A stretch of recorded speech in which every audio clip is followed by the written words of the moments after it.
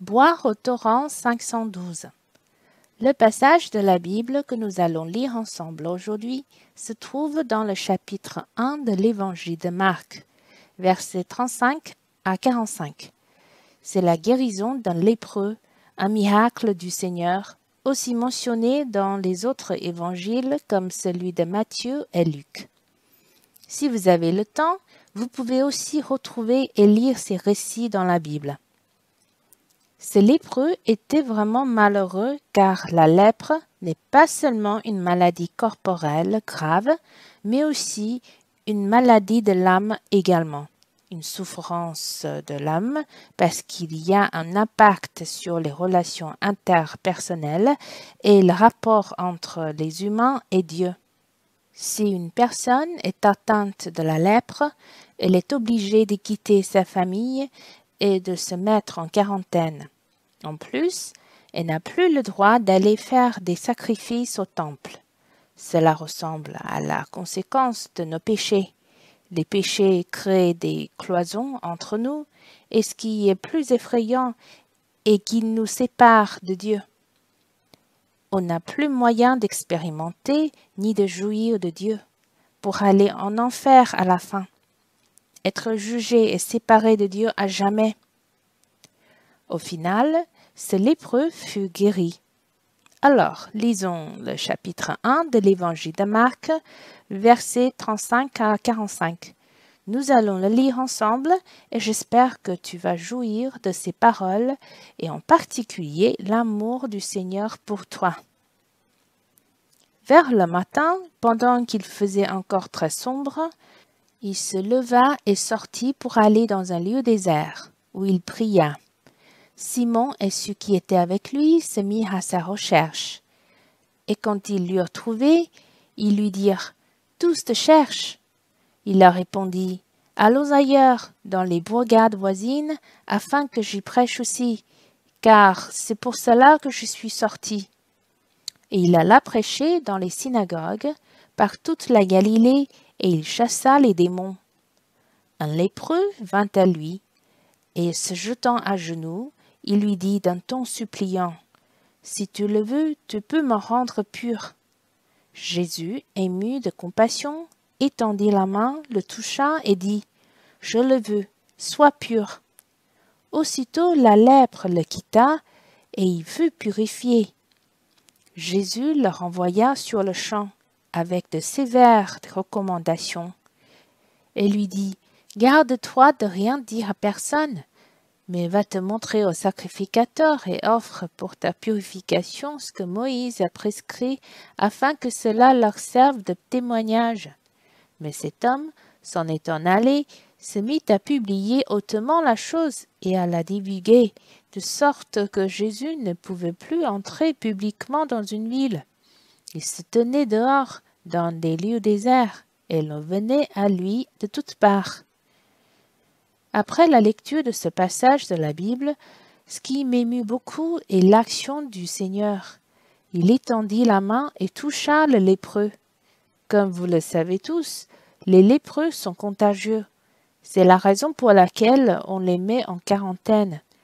L'amour du Seigneur est vraiment capable de guérir quelqu'un, non seulement physiquement, mais aussi spirituellement. Juste après, le Seigneur a même garanti son acte de guérison par une parole sincère. « Je le veux, sois pur. » Cela montre l'amour du Seigneur pour lui, une touche de douceur et une guérison totale de son esprit. Il était vraiment purifié. Ce miracle a eu lieu sur lui. Je pense que ce lépreux devait être émerveillé parce qu'à l'époque, la lèpre était inguérissable. Il n'y avait que le miracle de Dieu qui pouvait l'aider, et il a expérimenté le Fils de Dieu avec la puissance de Dieu. En plus, il a même expérimenté la douceur de ce Dieu, plein d'amour et de chaleur. Un autre point m'a beaucoup ému, c'est que normalement, quand les lépreux sont purifiés, ils devaient donner des offrandes selon Moïse dans le chapitre 14 de Lévique de l'Ancien Testament. Ces offrandes sont des agneaux sans défaut ou encore des jeunes pigeons et tourterelles, etc. Vous savez qu'en effet ces offrandes présignifient le Seigneur, qui deviendra lui-même un sacrifice d'une agréable odeur à Dieu. Il s'est livré complètement. Il s'est donné sur l'autel en tant que victime expiatoire pour nos péchés. Il s'est sacrifié pour que l'on soit sauvé. Il était lui-même l'offrande. C'est trop précieux que nous puissions être purifiés en comptant sur lui. La guérison de ce lépreux est semblable à nos péchés qui ont été pardonnés parce que le Seigneur lui-même s'est sacrifié. Le Seigneur l'a recommandé de servir de témoignage de purification. J'en suis très reconnaissant car le témoignage est le Seigneur lui-même. Il est mort pour nous et lui-même sert de plus grand témoignage. Il a même laissé sur son corps glorieux une preuve d'amour, des signes d'amour. Je suis reconnaissant qu'après que ce lépreux fut purifié, il était tellement content qu'il voulait publier hautement et divulguer cette grande puissance et cet amour manifesté par Dieu sur lui. Je crois que le Seigneur et moi pouvons comprendre sa reconnaissance, mais le Seigneur lui a bien recommandé de ne rien dire à personne. Si nous aimons le Seigneur, nous lui devons l'obéissance aussi. Une bonne motivation de glorifier le Seigneur est une bonne chose, mais nous devons connaître aussi l'instruction du Seigneur et bien comprendre sa volonté. Particulièrement à notre époque où l'on va bientôt achever l'édification de l'Église. Il faut non seulement obéir au Seigneur avec une bonne motivation et un cœur pour aimer le Seigneur, mais aussi aller souvent devant le Seigneur pour connaître sa volonté, écouter ses paroles et se laisser guider par lui. Ainsi, le travail du Seigneur pourra s'étendre, influencer plus de monde et sa volonté se réalisera de façon plus glorieuse. Ici, je n'ai aucune intention de critiquer ce lépreux purifié. Comme j'ai dit, je comprenais sa reconnaissance. Même s'il n'a pas fait ce que le Seigneur lui avait dit, je l'admire d'avoir donné ses réponses d'amour au Seigneur avec un cœur reconnaissant. Exprimer son amour envers le Seigneur en toute sincérité est le plus précieux.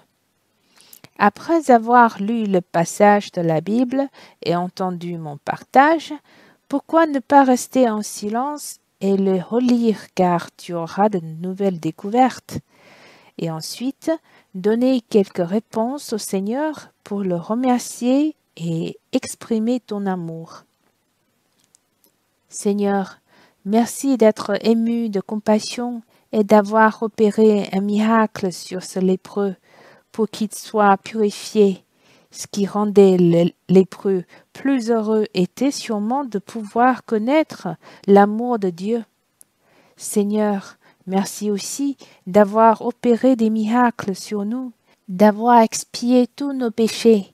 C'est précieux que tu nous as ouvert ton cœur. Tu nous aimes et tu es mort pour nous. Tu t'es donné en sacrifice pour nous. Seigneur, merci d'être le témoignage le plus glorieux. Ton amour nous garantit que nous n'avons plus de péché pour toujours. Il reste entre Dieu et nous uniquement une alliance d'amour éternelle.